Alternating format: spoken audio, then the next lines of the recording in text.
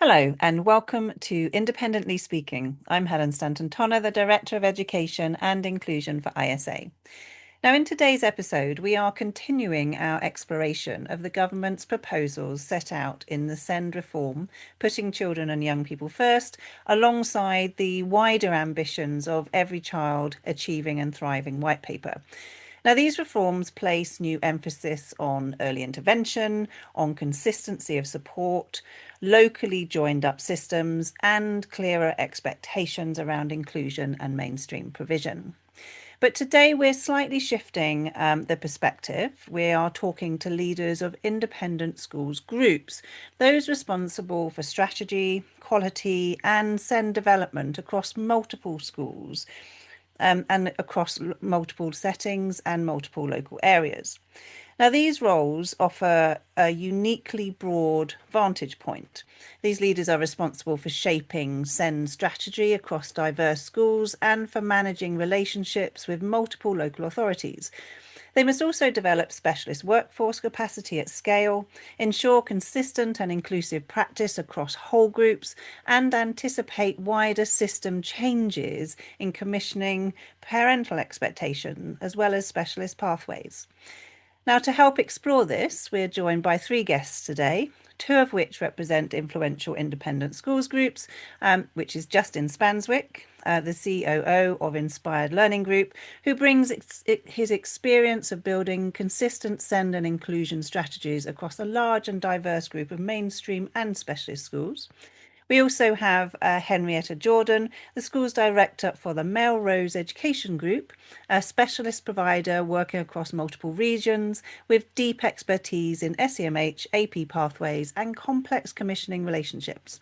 Also joining us today is Hannah Lovegrove Campion, the head of SEND here at the Independent Schools Association, who brings her experience in specialist knowledge in special educational needs and disabilities.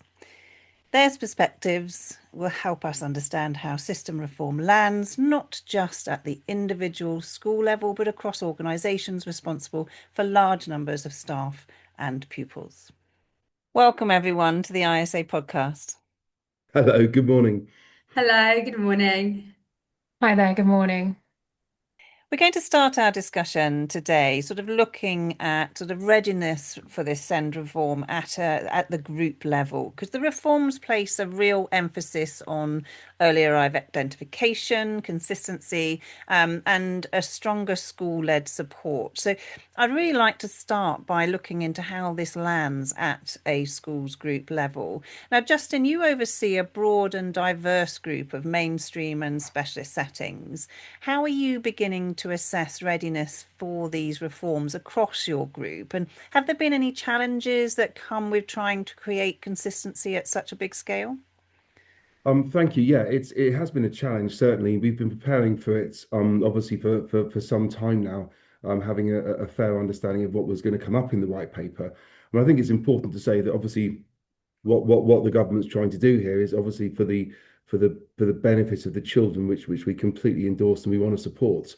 And what we're trying to do is find a practical way when you've got 34 settings as we have, to be able to make sure, as you say, there's consistency across the group. And as a group, we like the fact that our schools maintain their own identity, but they work under the values and the principles of the group.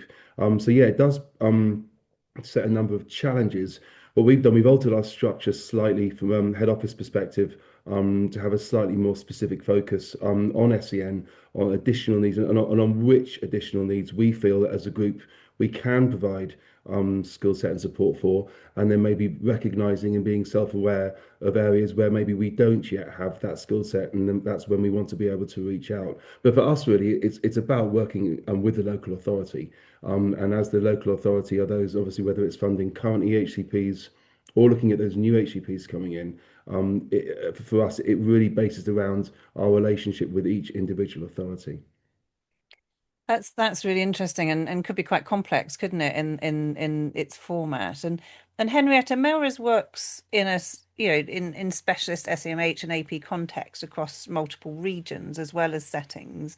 And as these mainstream expectations develop and change, do you foresee shifts in referral patterns or the level of needs that pupils arrive with? It's a really interesting question. I think we've been thinking about that a lot as the group and trying to work out with our local authority partners because we work exceptionally closely with them, how this could change, what is going to happen. But with the white paper and the reforms that they're suggesting, the current kind of for me is that I don't feel that the foundations are within mainstream schools to be able to implement that everything is being put in place. At the moment, there's obviously the training packages that they want to put in 2000 and September 2026 for teachers. But I think, like the NUE pointed out, we currently have over 1 million children who are in classes over 30 children. And even if you have the best teacher who's had training and had everything put in place for them, they are not going to be able to give that child the level of need that they require, especially if it's very complex needs. So we want to be able to work with those schools and work with the local authority to be the supportive measure to be able to help them with that. But what we can see is maybe we have more short-term placements coming into us where we can then support the mainstream school with working to give the package that the child needs. So we're looking at multiple different avenues at the way to work with schools, particularly mainstream schools, to be there, because when we look at the complex needs that children have and they come into us and they do move back to mainstream schools, the schools are really honest in saying, look, we don't have classes of 6 and 8. We don't have classes where there's a TA in present. We can't put all these measures in place that you have done for this child. And actually, it's detrimental to that young person because they're then not succeeding and thriving back in mainstream, and it has a negative impact on them. So for us at the moment, yes, we do see a shift in the referral patterns that will come, but we think it will mean closer working with mainstream schools to be able to support them to deliver the education and the support these young people need. Yeah, because it really does raise big questions, doesn't it, about Mhm. staffing and access and their sort of expert at hands model that they're putting through that Yes. focuses on that special expertise. You're absolutely right there.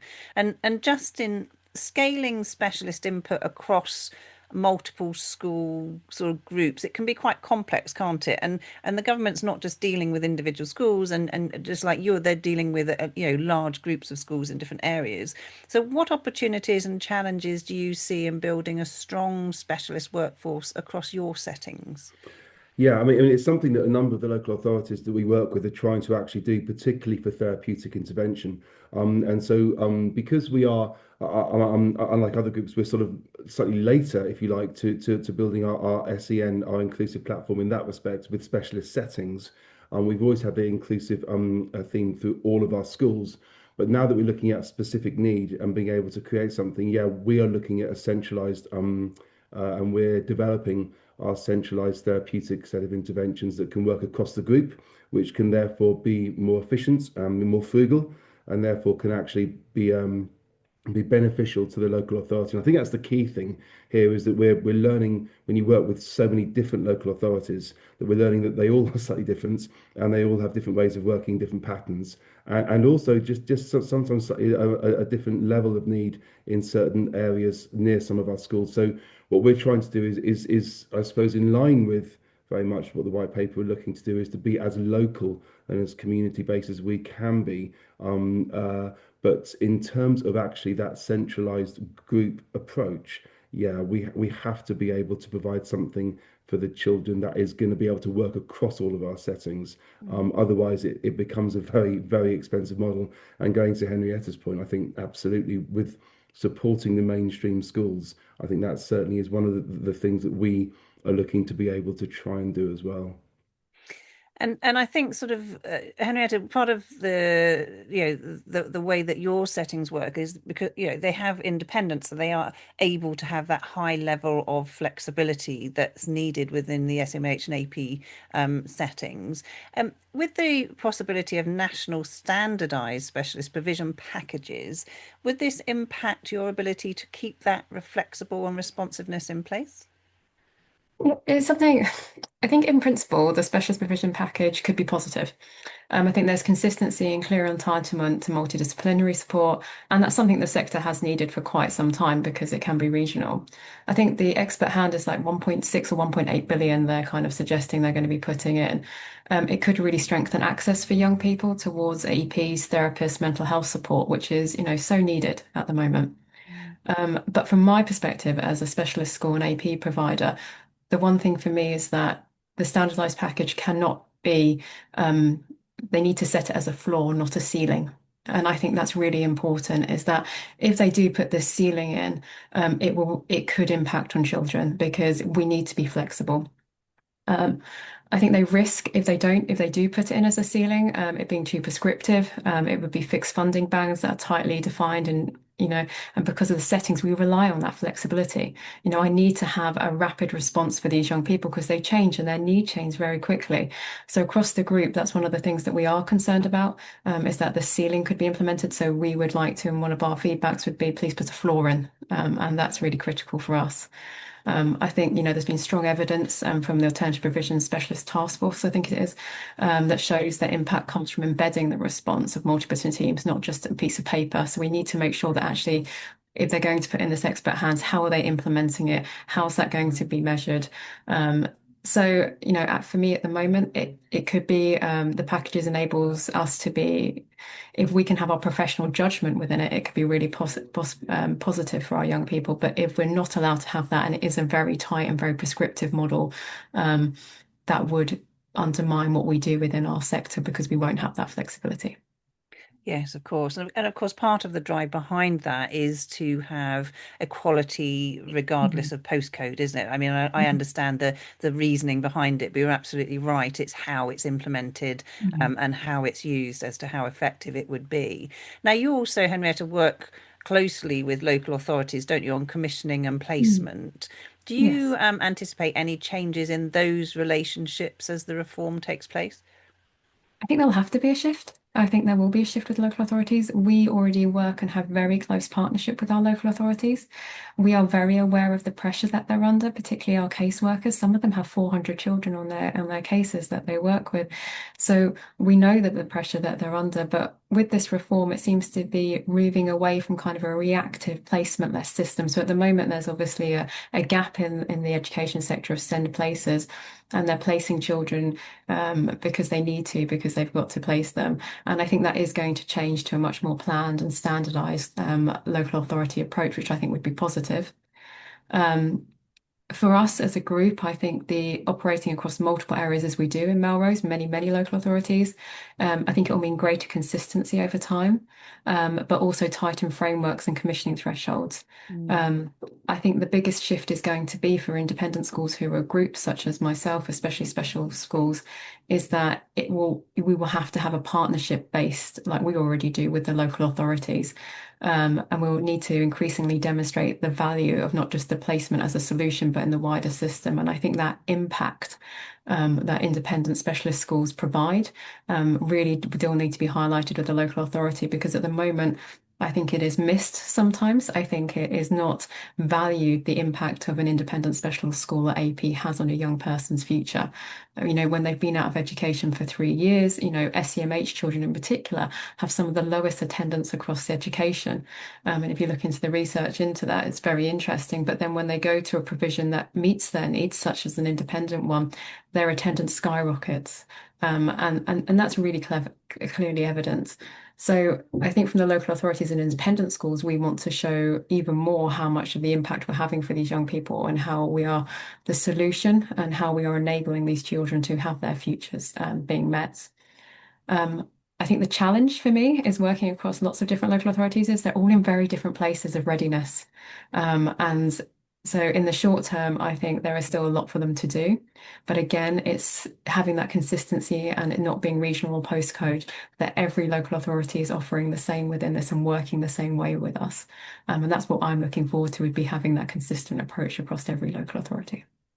Absolutely. And Justin, you work across lots of different local authorities simultaneously as well, don't you, across your Yes. schools? And do you find the current variability impacting your ability to align group-wide practice with at all? But in short, yes. Unfortunately, it really does have an impact because again, when you're trying to put consistent policy, consistent implementation across in the school, so that we can be having that offer that's got the real integrity and the value for the child, when you've got different parameter sets, and again, we're dealing with local authorities from north of England to the south of England, and again, to be really clear, all very well-meaning and all with the real intent for looking after every individual child.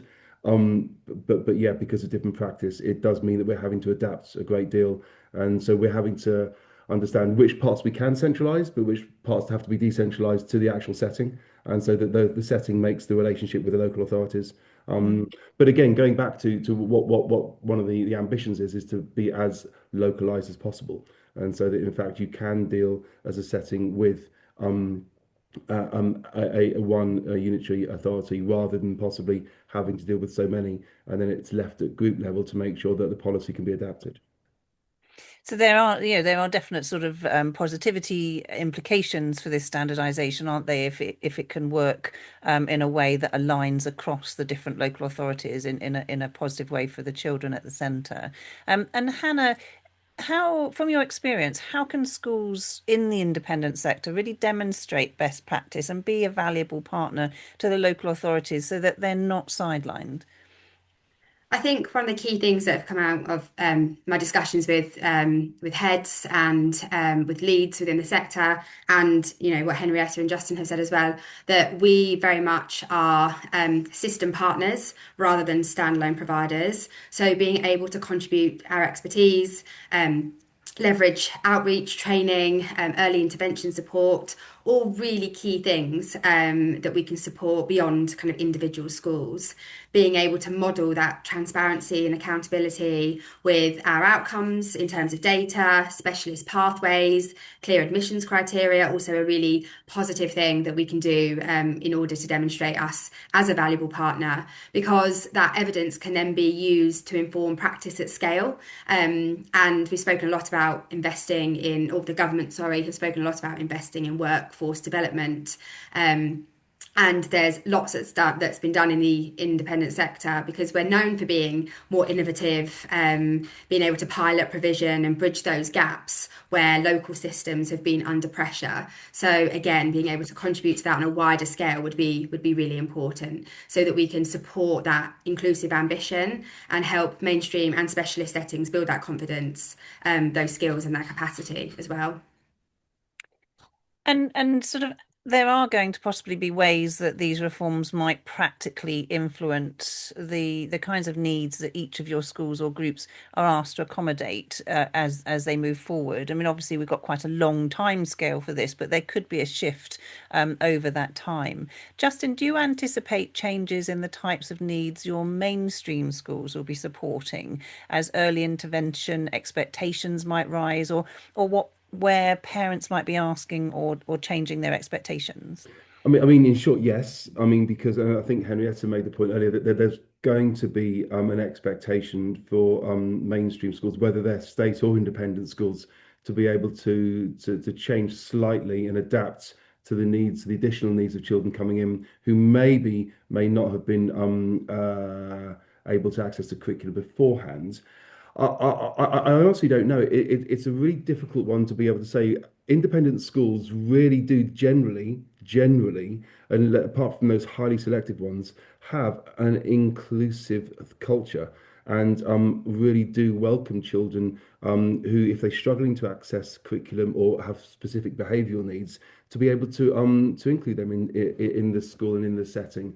And so I think if you do look at the percentage of children who are in independent schools, especially in many respects the prep schools, the primary schools at junior level, there is a large number of children who are on schools SEN registers for whatever particular reason. So I think schools have been adapting, independent schools, for this for quite some time. But going back to dealing with it, I think that the concern we have would be that consistency of training. If extra training is going to come in across schools across the country, then how consistent is that going to be? And is that actually going to equip those teachers with the skills they need, who are on the coalface, who are every day in the classroom with those children?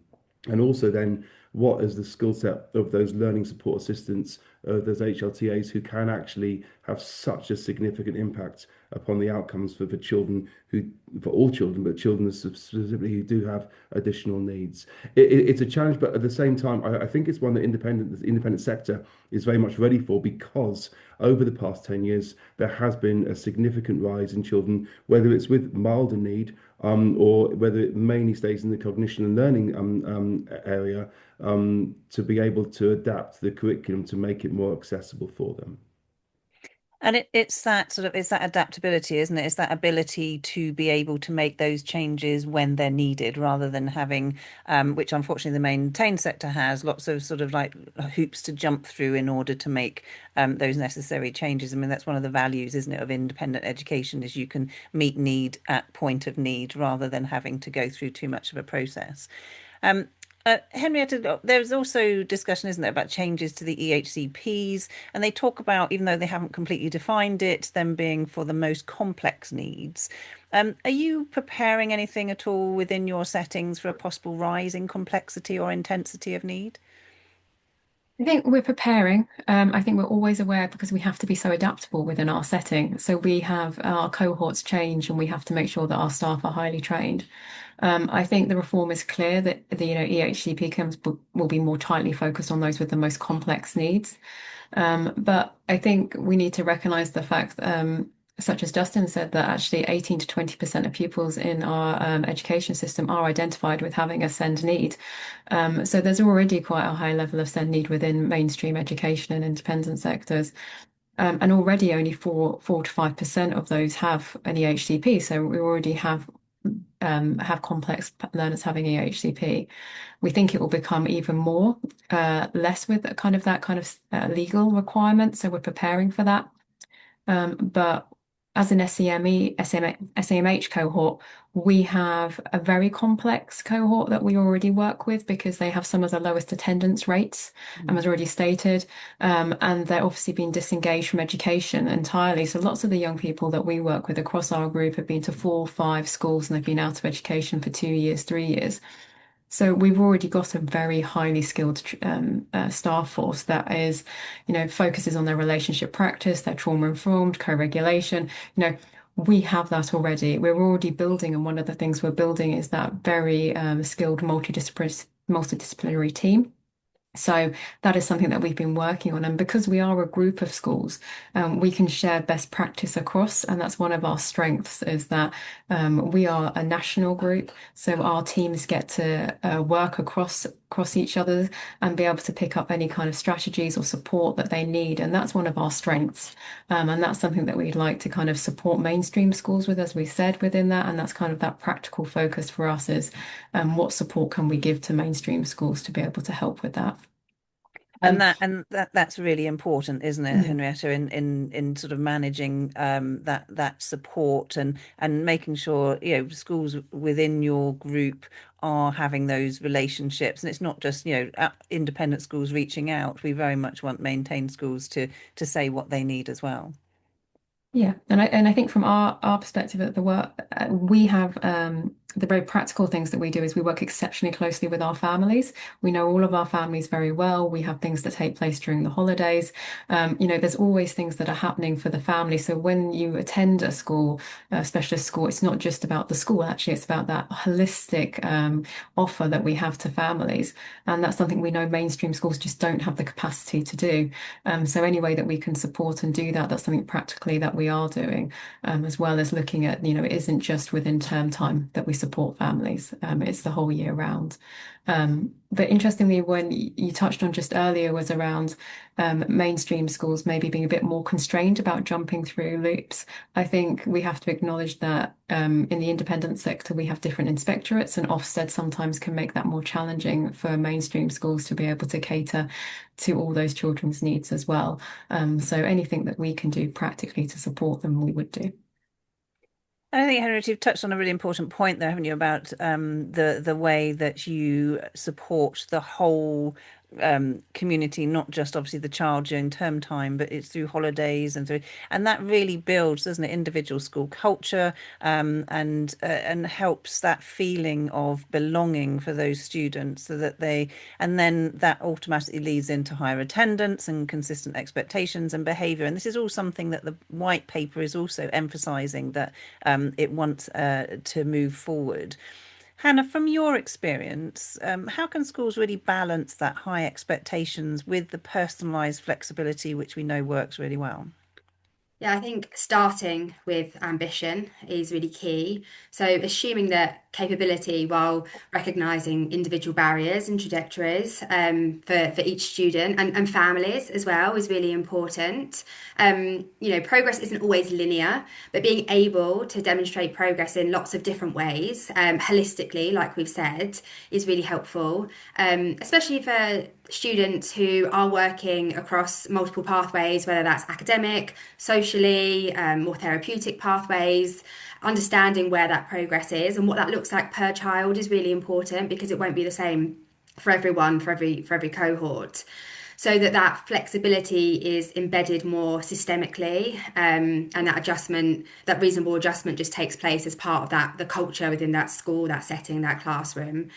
And I think one thing that independent schools do really well, and something that I'm really keen to preserve through our responses to the white paper, is to enable that flexibility and that adaptability that they're able to use, especially when it comes with mapping out curriculums, what they intend to do, how that's scaffolded, how the pace is flexible, the transitions between different learning pathways, how assessment is flexible, is really, really important, and is very much the key to success for these children who otherwise in other settings haven't been able to meet those expectations that feel so heavy on them.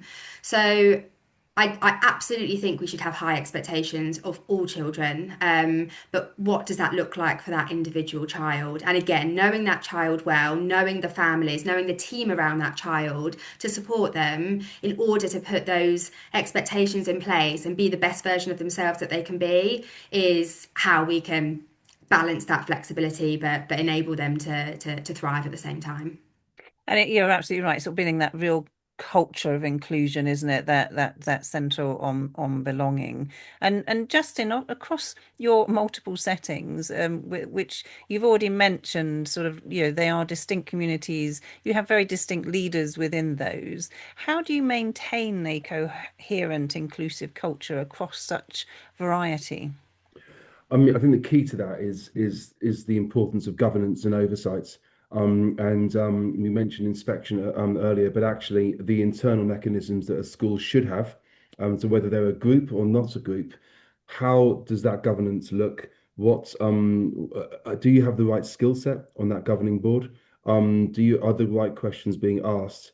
And then it really does. I mean, again, from a sort of our perspective, we're several months away from opening a new setting, primarily for children, under the ASC banner, if you like, under that particular category, and to set that environment up appropriately for those children, we really need the experts involved. And so for us, it's about recruiting the right staff and making sure that we have the skill sets in place before we start to consider about consulting and then going out and supporting the children in the area. And so we have teams who are able, and this is one of the advantages of being a group of the size that we are, that we can focus our energy on a particular area, a particular setting, and then it really comes down to, I think, some support that we need from the government. I think they need to be from the white paper. There needs to be a better explanation of complexity of need.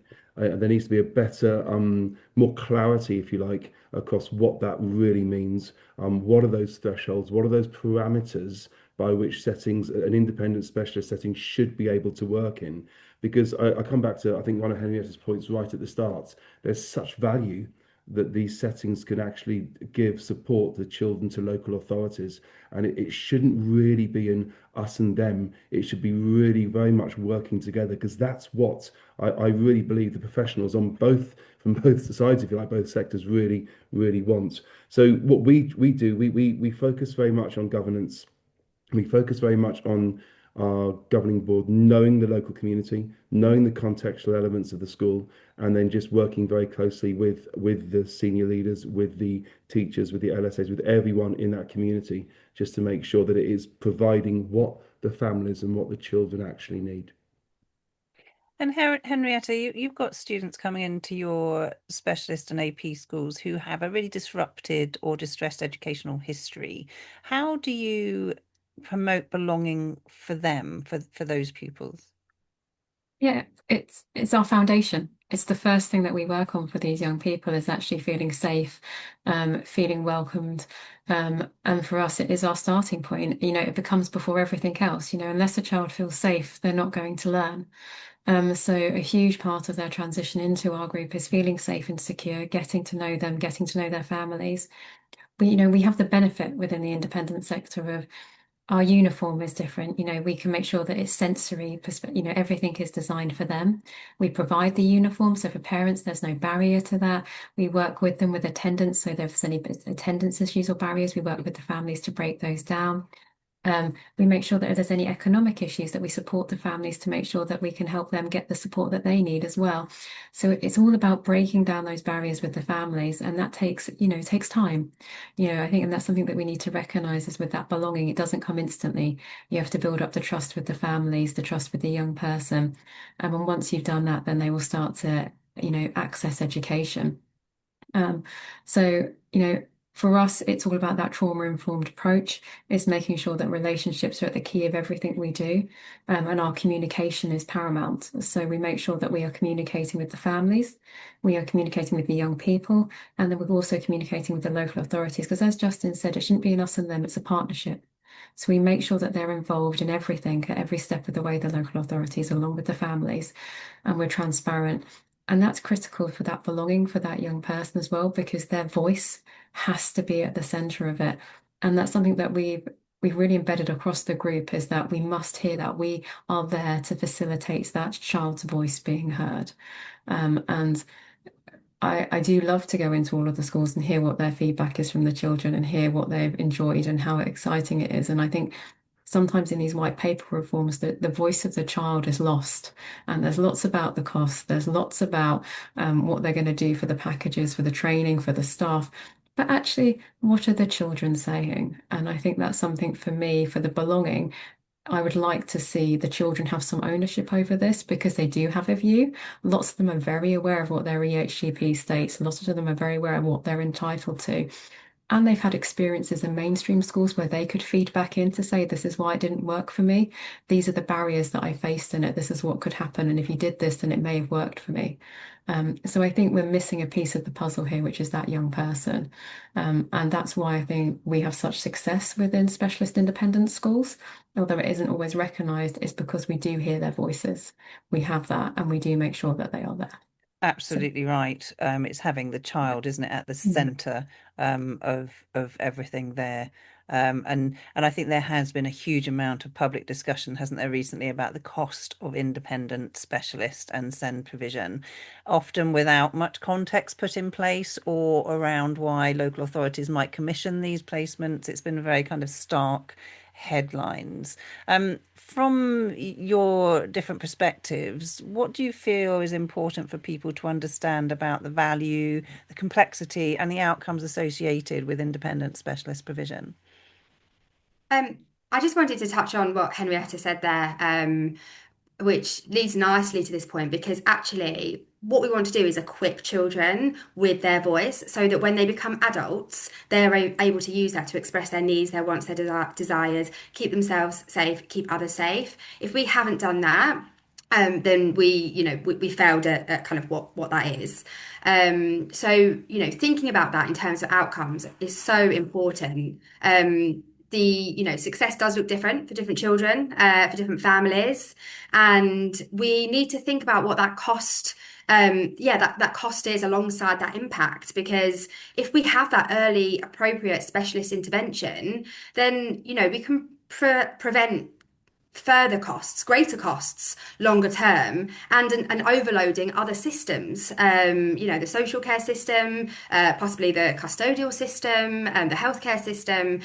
We want to be able to break down whatever barriers that child is facing, and we often, as specialist settings, and in the independent sector as well, hold that risk for the wider system. So if we are able to support those pupils, whether that's alongside mainstream schools or whether that's kind of more in-house, then we are able to meet the needs where they couldn't be met otherwise. So I think that it's really, really important that we are invited to kind of to think about that and to think about it on a longer term perspective and not just while the child is at school as well.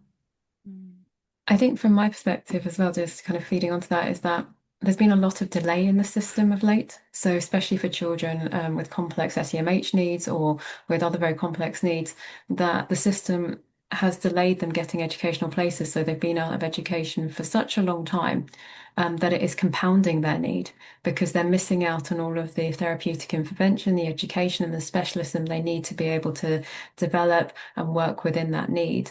So I think delayed, has caused issues. And I think the right provision late is often more costly than the right provision early. And I think that's something that we are now seeing, is that because children, due to COVID and due to other reasons, have been out of education so long, they have their far more complex needs, whereas actually if there'd been the early intervention, an independent school place may have been less because they may have needed less input or intervention or one-to-one support. And I don't think that's being recognised. And I think, at the moment, they're not recognizing the value. And I think that's what I mentioned earlier, is that independent specialist provisions or independent schools as well, they do a huge amount of work in enabling children with specific needs to access education and go on in their futures. And I think there needs to be a review of that and actually showing the benefit of it, not just the cost. And we currently have nothing that shows that apart from our voices, but our voices are often not heard. And I would hope with this review that independent specialist expertise is invited into the conversation, because we have a lot to add to the system to support it, as do independent schools coming into that conversation. That's what I hope from this reform. I'm very optimistic that hopefully we will be invited into that conversation and they will hear it. Because if you measure it right, special provision is not expensive. It is actually providing a child with a future. And that is what we are doing, which they will not be able to access through mainstream education. I just think that's something for me at the moment. Yeah, if I may, I just to echo what's being said there, and from our perspective, for example, all 34 of our settings have nurseries. Going back to the early intervention and understanding the need at such a young age, it can, if you look at it from a very crass, crude commercial perspective, it can save so much money for the local authorities if that's done properly and effectively at the start. But there's so little in place at the moment for that. And it goes back again to, there have been consultations on the white paper, there have been opportunities to speak, but actually, are they listening? And I think that's really the important. Are they listening to what's actually happening? Why would local authorities place so many children in independent specialist settings if it wasn't good? It's clearly having a very positive impact, this type of strategy. So why not embrace it? And why not actually look at what is being provided? And it's not saying it's nothing about having a competitive market or anything as crass as that. It literally is. We have children here who have needs that cannot be met in certain environments, and other environments need to be created to allow them to thrive. And I think the more that we can look at things that way, the less it's going to be looking at, as Hannah and Henrietta both said, less looking at banding. It has to be practicable, but it can be far more frugal than it currently is. And as well as those elements, the implementation of this is actually quite extended, as we've already mentioned, isn't it? I mean, it's stretching into the 2030s.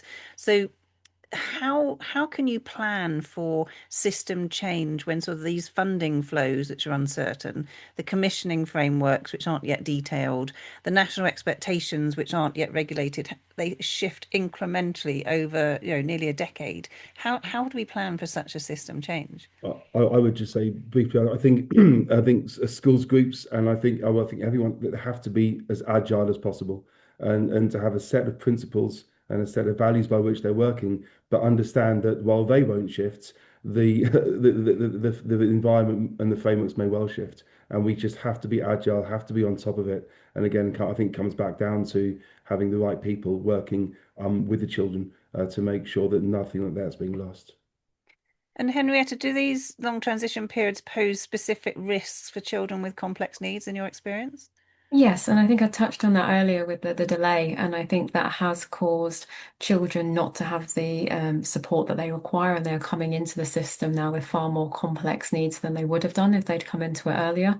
And I think at the moment there is a lot towards EOTAS packages taking place, and actually that is a concern because these EOTAS packages, there isn't the safeguarding, there isn't the specialists there, and there isn't the support. And I think actually having a child within an education system, such as a specialist provision or within independent schools, is better because they will get that. So I think that delay has seen a lot of children out of the system having very limited education, and they haven't been able to have the skills they need to move forward. So I think it is all about that early interventions and local authorities being able to place because of the demand on the local authorities, and I know that most of them are working as hard as they possibly can, is that there's such a backlog to get through panels that it can take such a long time to actually get everything agreed and get everything funded. And that does have an impact because, a child only gets a chance at their education once. And even if you've taken away 3 years of their education, that's 3 years lost they'll never get back. And I think we forget that. Mm. And Hannah, is this your experience of working across the different schools and settings you've worked in? Yeah, absolutely. Especially this idea that children are kind of living in a limbo, because it's very hard for, it has a knock-on impact, yeah, not just for the child, but for their peers as well, and in relationships, siblings, families, but also the staff that are working there as well and are really kind of trying their best. Without having maybe the support in place or the correct environment in place as well, that uncertainty can really undermine that workforce confidence, which is really important because, as we've all agreed here, relationships are at the heart of what we do as staff. Anyone working with children, I think, you have to really invest in that. So yeah, I think having that lack of certainty, that lack of a pathway, and losing that sense of belonging for a child as well, just increases the anxiety, the fragmentation, the lack of support that they are going to feel. And again, we're keeping children at the heart of what we're doing. So we must understand that they need to feel secure, like we all do. It's a basic need that needs to be met, but it's one that's often overlooked in some of these decisions. Mm. And Justin, what sort of clarity, guidance, or partnership structure do you feel would most help sort of mainstream independent providers prepare effectively for these changes that are coming? I think what needs to happen is far better conversations with those in government, to those who are actually on the ground. I think it's as straightforward as that. There needs to be a far greater sense of transparency, a shift in attitude and mindset. There cannot be an us and them when it comes to children. I think without sounding sort of too cheesy, there just needs to be an embrace of both sides to understand that it can and it should work together for the best interest of the children. I think it comes down as simple as that. And I think as we sort of draw this conversation to a close, I just have sort of a couple of sort of open questions for you all. As we sort of move looking at sort of 2035, which seems to be the government's sort of like timeline, what should an effective inclusive SEND system look like by 2035? And what role do you believe sort of independent schools groups should play in shaping that? I think it comes back to partnership. In 2035, I'd want to be able to see far greater partnerships between state and independent education for all children, but obviously especially for children who have additional needs, whatever types of needs they are. And again, I'd try to be optimistic in that I can see that there is a lot of ambition in that being the case, but at the same time, there also seems to be quite a lot of ideology that says maybe that won't happen, and it has to be practical. And a lot of the suggestions at the moment that are made are just not practicable, or they are slightly too, even though we're saying 2035, some of them are slightly short term and actually don't look at that child who's now currently 4, 5, 6 years old into where that child will be when they're 17, 18 years old, and what does the future look like? How are they going to be prepared for life? It really does need to be a joined up approach from my perspective.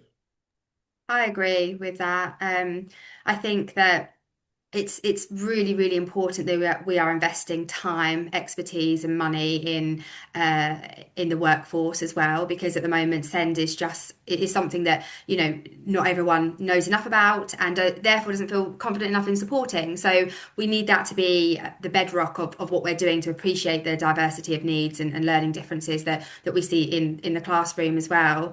Um, yeah, genuine co-production, I think, but also the early identification of needs. And at the moment, there's too much time, too much red tape in terms of getting support for children when a need is identified, or support is needed. And it often then leads to crisis or exclusion.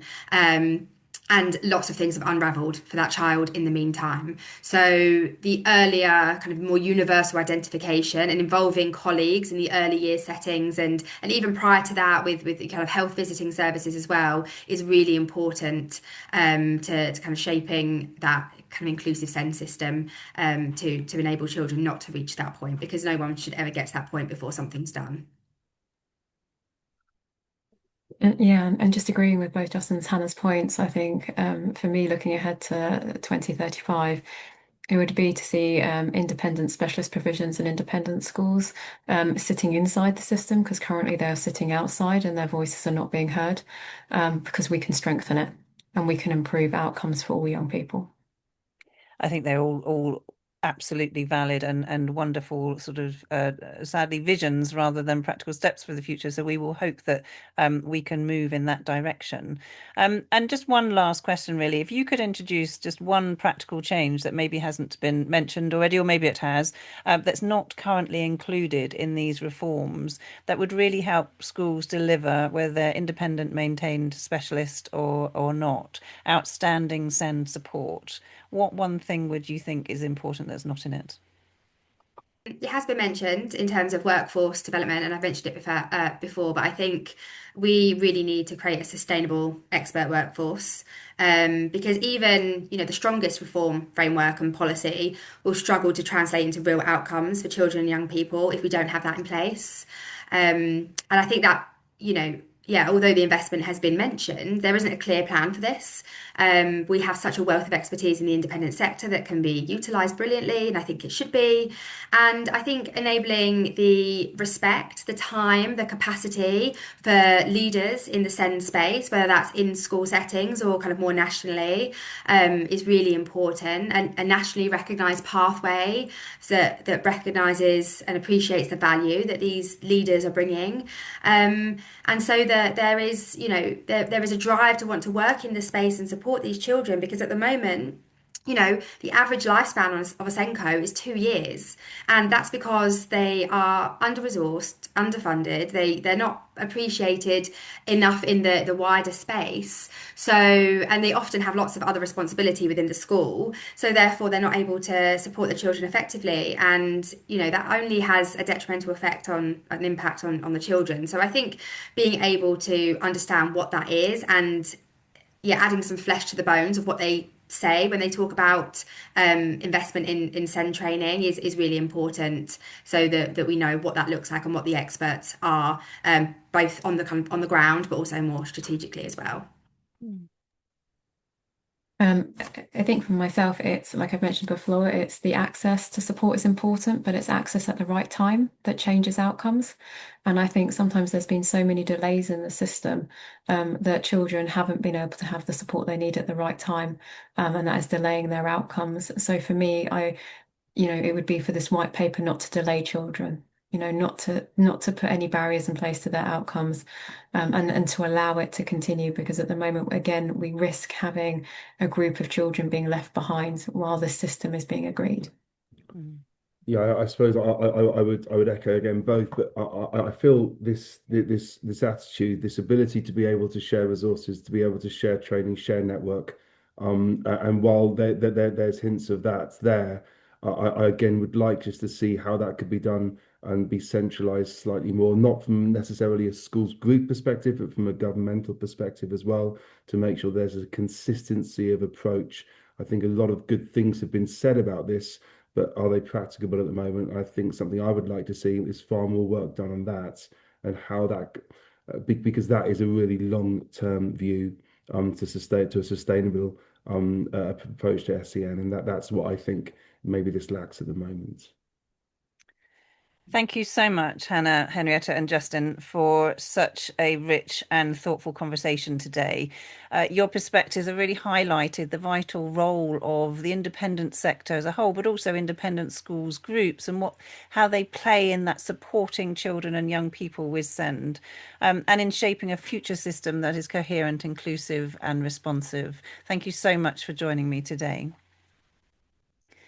And to our listeners, thank you for joining us. Until next time, please stay curious and stay connected.